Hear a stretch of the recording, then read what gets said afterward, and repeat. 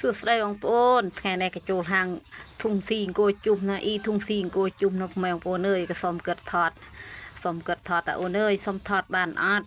ថតបានតើបងអូឮតាគេថតបានម៉ែបងប្អូនអើយចាំយូរទេទាញកាមេរ៉ាមកក៏ដាក់ភ្លិបផ្លាប់នេះឯងម៉ែបងប្អូនកូនខ្ញុំថ្ងៃនេះវាទាទិញម៉ូតូម៉ែបងប្អូនគិតទាទិញម៉ូតូទិញគុណឡានអីណាជារបស់កៅម៉ែបងប្អូនអើយចូលដល់ក្នុងហាងថតបានអស់ទេម៉ែបងប្អូនអើយពីហាងគិតធំហាងធុងស៊ីត្រង់អង្គជុំនៅម៉ែបងប្អូន